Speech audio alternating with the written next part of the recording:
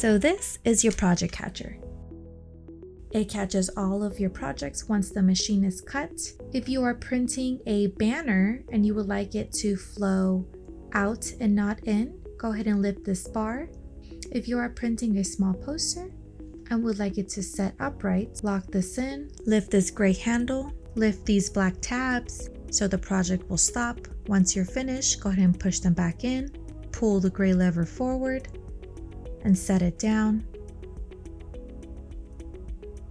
and push it in.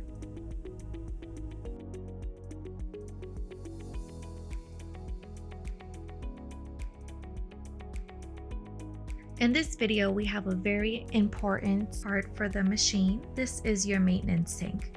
It is like an ink waste box for your printer, catches all of the unused ink for self-preservation of your machine.